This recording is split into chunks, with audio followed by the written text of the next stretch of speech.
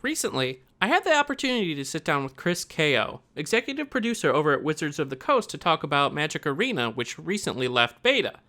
I got to ask him questions about the development process of Magic Arena, where it currently stands, where they hope it will go, and even questions that you posed to me to ask him. Just as a forward, I do realize my audio sounds a bit deep, so apologies for that. And also, I thought Wizards of the Coast still made the Pokemon trading card game. So there'll be one question where I reference that, so I'm quickly put in my place. But here you go. Enjoy my interview with Chris Ko. Thank you both so much for taking the time out of your, what I'm assuming is a crazy hectic day with the launch coming up to... It's awesome. We're all so hyped. Like, seriously, some questions. These days are the rare ones, right? You're just like, the show's about to go on, and of course, you're running around with your head cut off, so it's amazing. Oh, yeah. I love it. Well, what's funny is we've been in open beta and been working with the community and developing the game to this stage, but still exciting even after all that time, right? Because this is the real coming out, right? We finally get to say it's launched, so... Yeah. Get to wipe away that beta text. On a live team for a long time. Yeah, cool. All right, what can I answer for you? Okay, cool. Well, first and foremost, I want to kind of get an idea of the Arena team over there at Wizards and you guys' specific experience with both Arena, working on Arena, as well as just your general history with Magic the Gathering. Sure.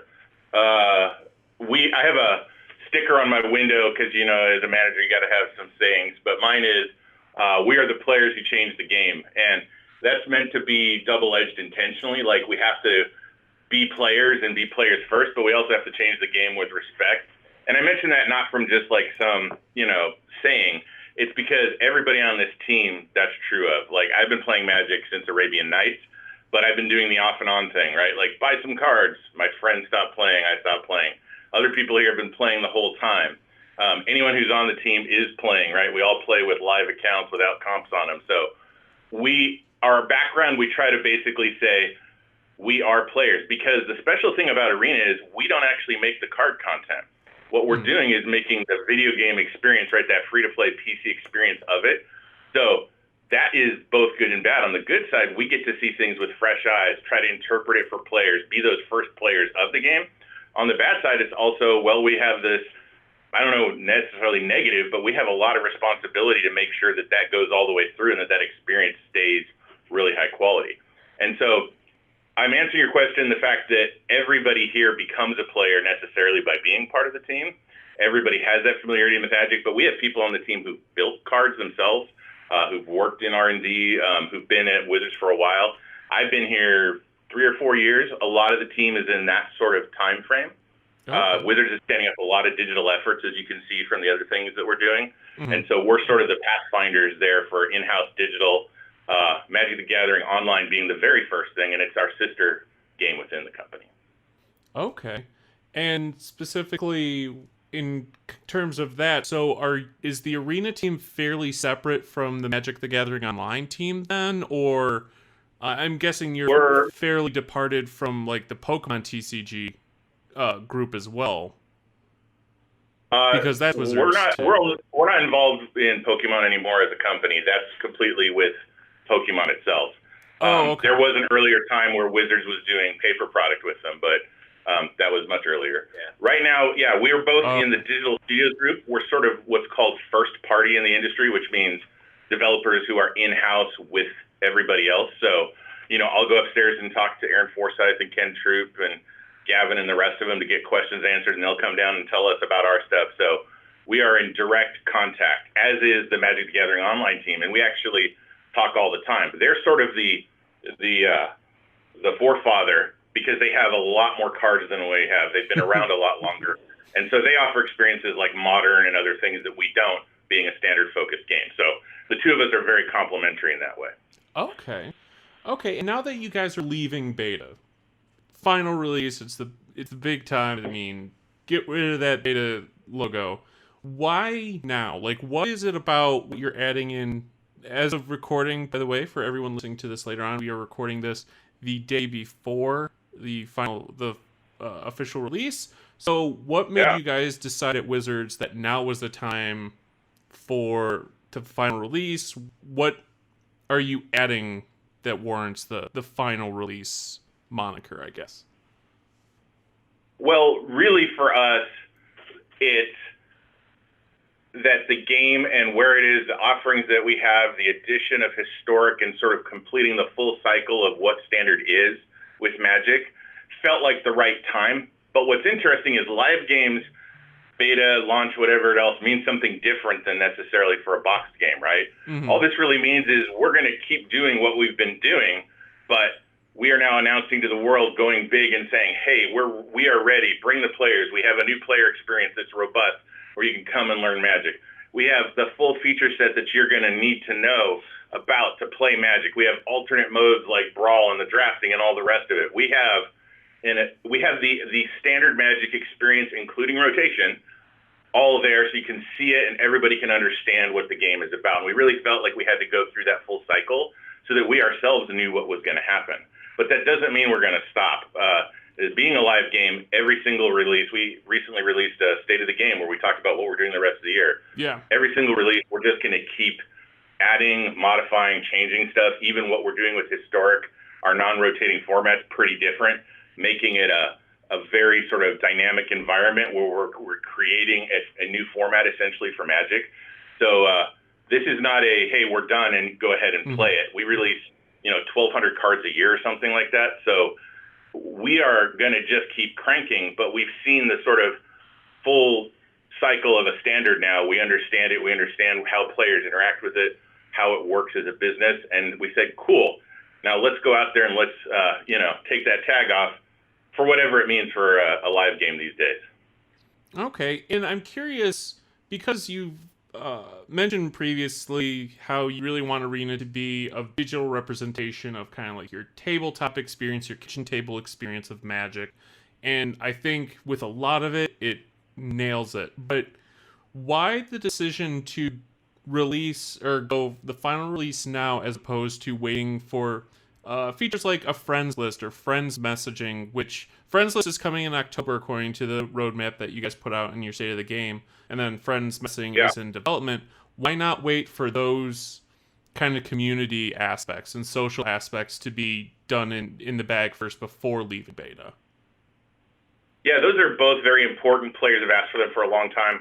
We've actually been developing them, and you can see the how close we are to handing those out right now. Really, for us, it's about the experience around the standard focus, what the consequences are of rotating cards, what it means to add other types of play to the game as the core value proposition. We believe the game will be better with the friends list, with the direct messaging, with some of the things we're even talking about, like deck sharing, just things that make it like you're playing Magic. Mm-hmm. But we can't possibly recreate all of the 26 years of person in play history that goes with Magic. Right.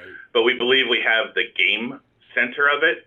And now we can rapidly add some of these other things that we've been looking for a long time, as well as things we don't yet know about, right? Like Magic is a great, very sort of responsive community. We've been talking with the community a bunch. They've given us all sorts of opinions on it. And we want to keep adding to that as we go out. So there could potentially never be a day they would be ready if we just said, oh, just one more thing. So for us, it's standards here, rotations here, Eldraine's here. Everybody sees the full game. And hey, just over the horizon there, friends list, friends messaging, and more of those kind of features that people just want as a lifestyle game versus a game you pick up and put down. Okay. And with the friends list, will I be able to just right click on a friend's name and challenge them to a game? Or because right now it's a little complicated, I would say, to do the direct matches with friends. Is that kind of the idea behind the feature of the friends list? Or is it more just showing what friends are currently on, what they're playing, and that's about it? Or can I directly challenge them just through the friends list itself? No, it's actually one of the reasons why we are making sure it lands in October, and it's actually just a pace-fast launch, is we want to make sure Direct Challenge is really good. We're going to have constructed Brawl in there as well, and the current system was put in very quickly to just let people play with their friends, but we want it to be like, hey, Bruce is there. Cool, I'm going to challenge Bruce. We can choose what we're going to play. We can have fun, right? Like, we wanted to upgrade that experience, so it will be what you would expect from a, sort of just challenge a friend and go kind of thing. Direct messaging will sit on top of that, and we'll continue to add more and more layers to it as we go through the different months of release. Okay, very cool. Very cool. And going on into kind of the balance between, for players of both the physical card game as well as Arena, Arena's dabbled in this a little bit so far with like the Throne of Eldraine Deluxe Collection. Some of the pre-made decks have offered codes that will unlock content inside Arena. I'm curious if there's any plans, or if at some point players can expect perhaps the same kind of code to come with pre-made commander decks, or even standard booster packs to unlock some sort of digital version of the specific decks, or give you a booster pack in Arena if you buy the physical booster pack. Is there any sort of thought behind doing something like that? Well, I think it goes to sort of our overall philosophy, which is Arena is part of the Magic ecosystem, right? While it's the PC game, invariably people who play Magic play both sides of it. And what we're doing is finding out a lot about those folks, finding out what they like and what they play. So we've been running experiments with the different kinds of codes. You'll notice different codes and products have redeemed for different things and have been in different kinds of products. We've done that explicitly to try to figure out where the sweet spot is of it's the right amount of fun or value. It helps really that product, right? Because we are trying to give that Magic player, a digital part or digital value to whatever they're doing in paper. We don't necessarily want to stay one for one with everything. We don't want everything to be literal translations, because we're not just a strict simulation, right? We're not just a copy. We have traditional Magic. We keep it pure. You can come play best of 3 and get it.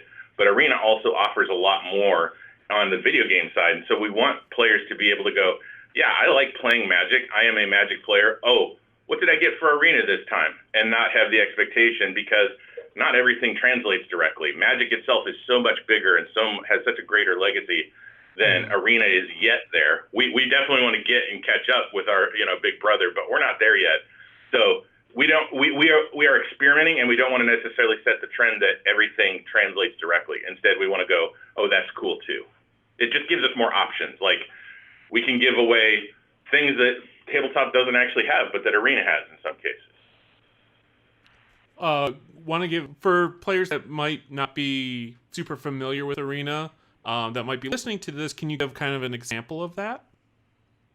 Yeah, so I mean, there's basic things like the card sleeves that we do, where we make different kinds of animated card sleeves, or sometimes we make special ones that just don't match up to anything in paper.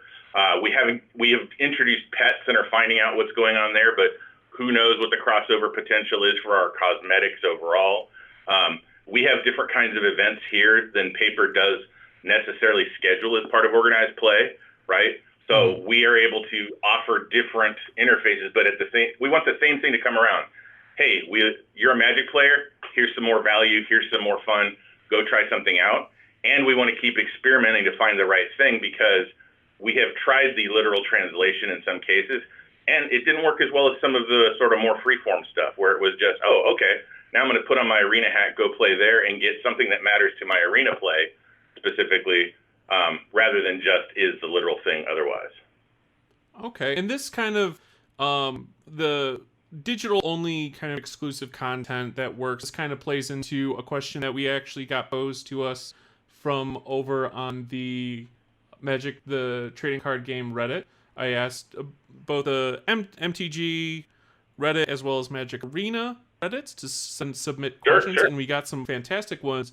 And this one specifically was from Darth Finsta from over at Magic TCG Reddit.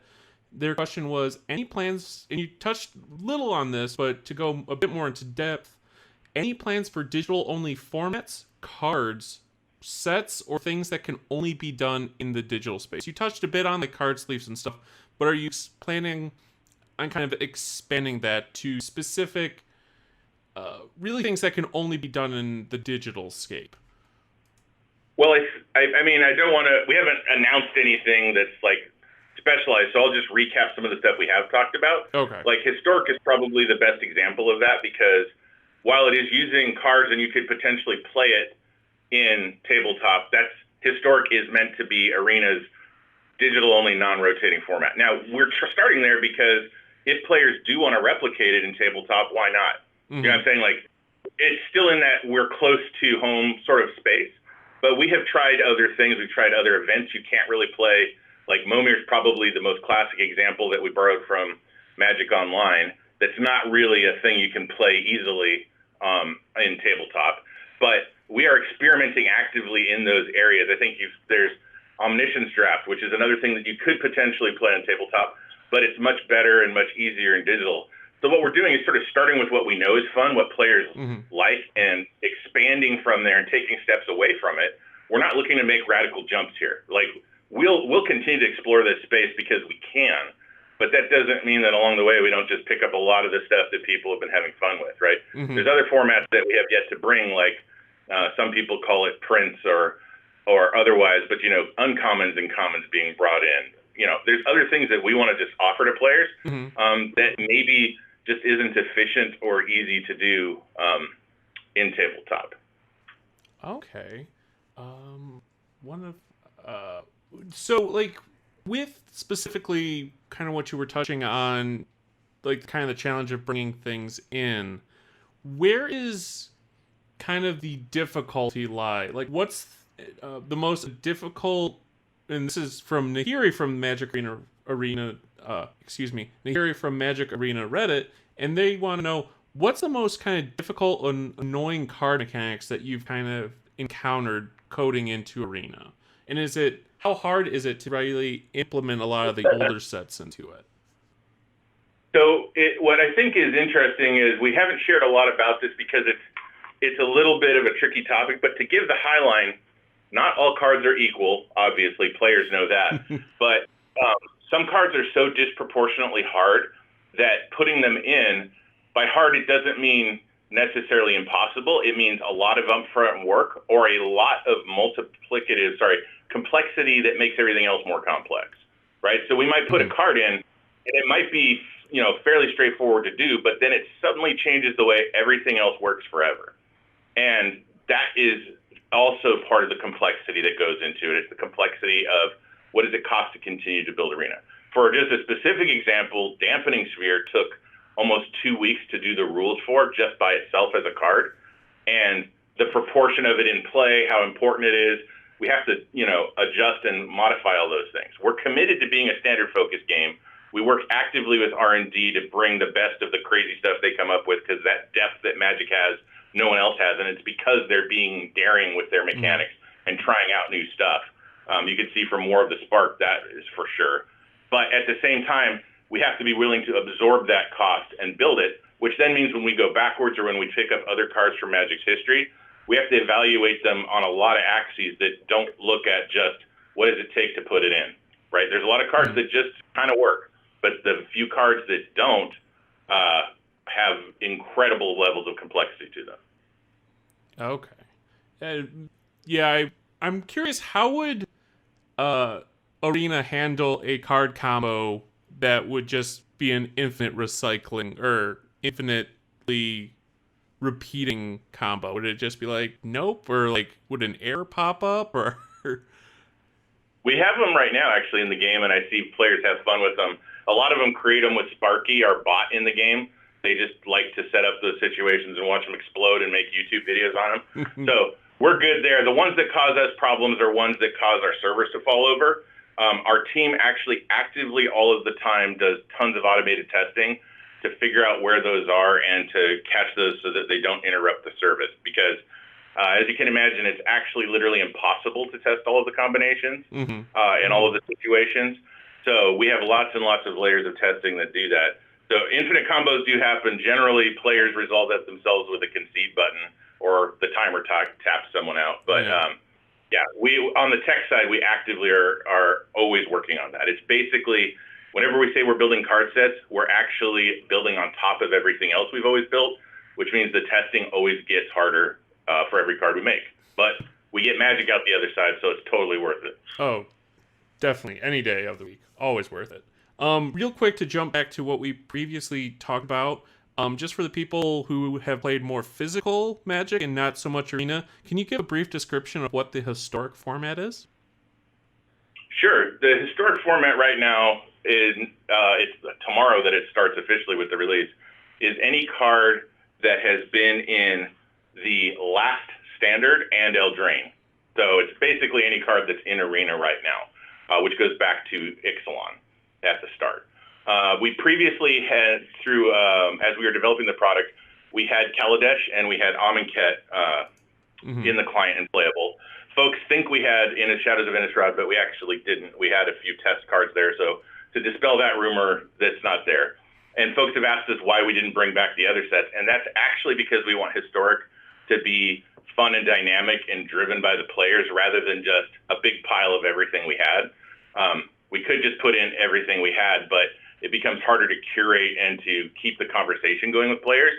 Now we're only one set different.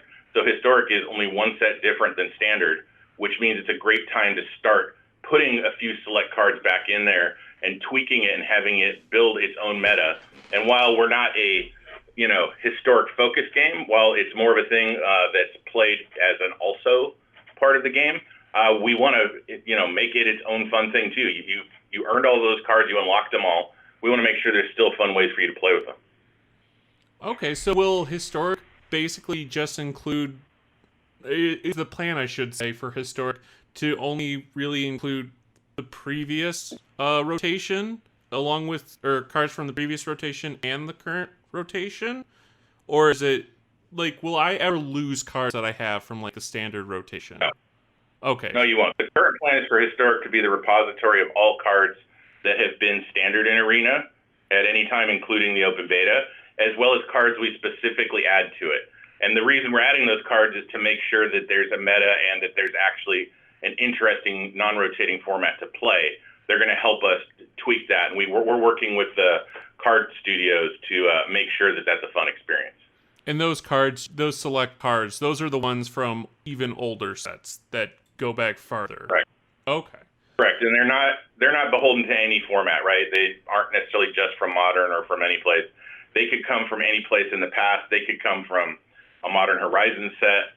It's really about the card and how the conversation between ourselves and the players goes to try to keep Historic fresh. That's really the value of Historic for us, is we want to know what players are playing. We have deep analytics so we can actually see what's going on, and we can live tune that much more easily than the tabletop game can. And that's not a detriment to them. That's the pace they work at.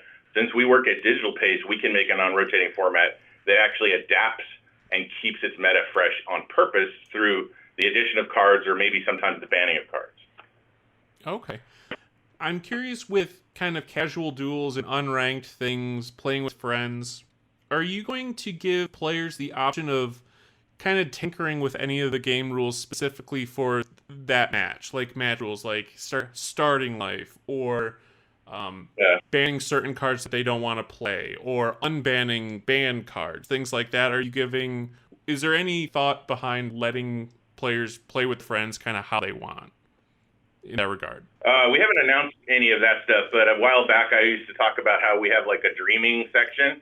That kind of stuff's definitely in our dreaming section because people do that already on tabletop and have fun, and that's how formats are born. Yeah. So we're dreaming about it, but no solid plans. Okay. And speaking kind of on, because you mentioned the things that you're dreaming about, and I'm going to touch a little bit on the roadmap that you guys recently put out. How long would you say, specifically in the in-development and in-concept columns, I have the graphic up right here, how far along is kind of each of those items? Is it organized in the order that we can kind of expect, or currently expect to kind of get those things? Like friends messaging will probably be out first, followed by the Mac build, etc. Or is it more just they're all kind of in there to be in there with no order? Sure. It's a very natural question, especially since you see roadmaps from other games and other products that are time-based. The reason we presented it this way is because of the way game development works, especially live development. Mm-hmm.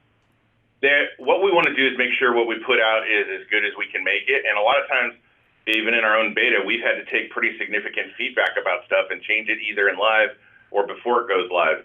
And so when something's in development, that means it's not just we don't just build something and then ship it. We build it, play test it, consider it, measure it, and change it.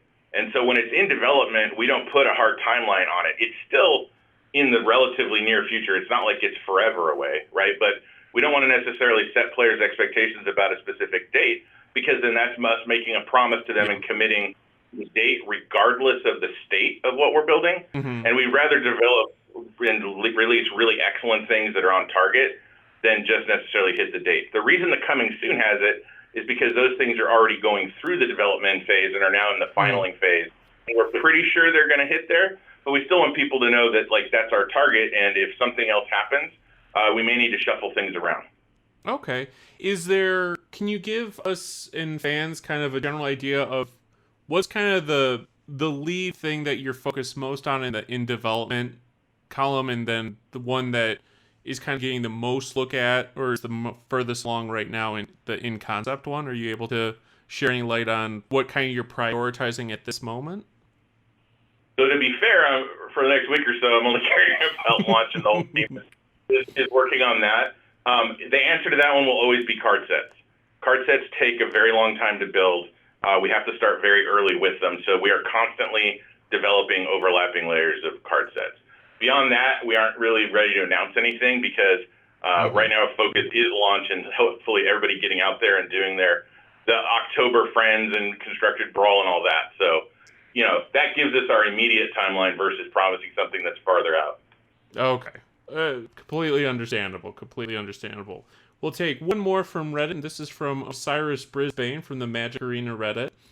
Kind of a two-pronged questions. What lessons has the Arena team learned from Magic the Gathering Online that you felt allowed you to make Arena a stronger product? And what's one thing that you've similarly learned about Arena that you think could be improved in Arena? So we learn constantly from Magic the Gathering Online. A lot of the players still play both games. There's a lot of conversations between the team as far as development. We both released the card sets in our own software way, so it's kind of hard to nail it down. As far as the biggest thing, they launched 15 years ago at a time when the idea of digital object ownership wasn't even a thing in the broad universe. So they're sort of pathfinders and all that, and that makes them a unique game. We've launched at a time where free-to-play and everybody being able to access a game is more of a thing. So we share a lot of the how do you make cards knowledge, how do you run it, but we're sort of very different products in our DNA side of the business model. As far as what is the biggest thing we've learned from Arena itself, I think it's just, we don't quit when we talk to the players. We keep talking to them. We've said things. There's things that have been popular, unpopular, whatever it is.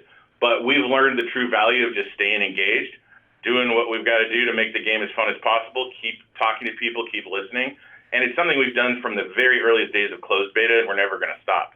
And for Arena and for Magic itself, the ability for players to have input at that level, be able to basically keep building the game with us, that's just going to continue on. Sure, we're launched, but we're going to keep adding features, and those features are going to need the feedback. And the game itself is always going to change. It's a way to play Magic now anytime you want for free, but we got to keep that interesting and exciting to people as Magic itself continues to grow over hopefully the next 25 years. Okay. And we'll end with just kind of some fun theoretical ones.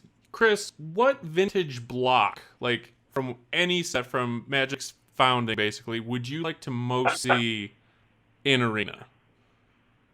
So my answer is going to be, we have engineers right now who are already trying to pitch to get these things in, and we're having to sort of say, hold on. Let's do things in our own time. So we have lots of people who are excited. I don't have a favorite. If I said my favorite, then I'd have some engineers mad at me and some others very happy. So I don't even promise my own people stuff right away, right? We're all very excited. There's so many cards we can add, but we want to add the right ones at the right time. Okay. And you guys are just getting ready to officially launch Magic the Arena. I want to take a look into the crystal ball, into the far future, as Magic Arena is in maintenance mode, in Arena 2 or Coliseum or whatever is coming out, big hoopla. What do you hope, what feature sets and what would be your ideal end goal for the feature set or modes? What do you want the end state, I guess, of Magic Arena to be? In the perfect world, what would you want?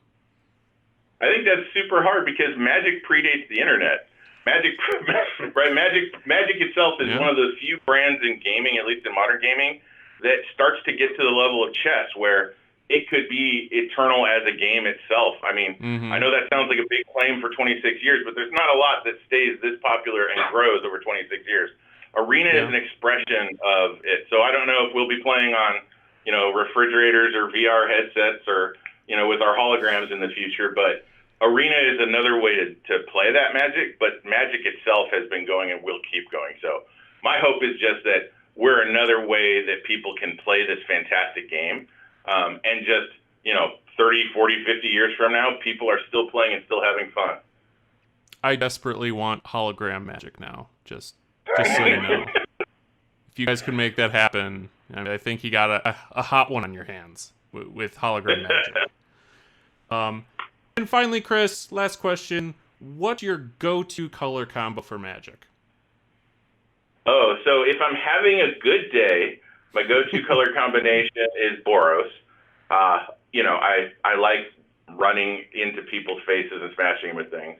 If I have a bad day, then I go to one of those horrible decks that steal stuff from people or anywhere in blue, basically.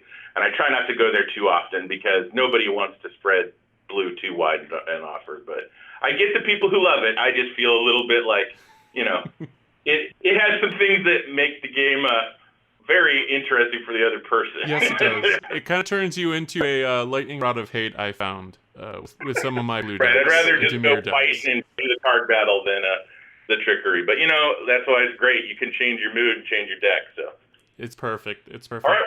But, Chris, thank you guys so much. I just want to please extend a huge thank you to everyone working on Magic Arena. I absolutely love it. It's a fantastic game. Can't wait to see what all gets added to it. Thank you so much for taking the time to talk with us today, and have a wonderful, wonderful launch.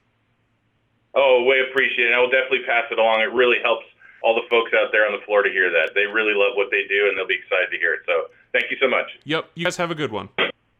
Thanks. You too. Bye.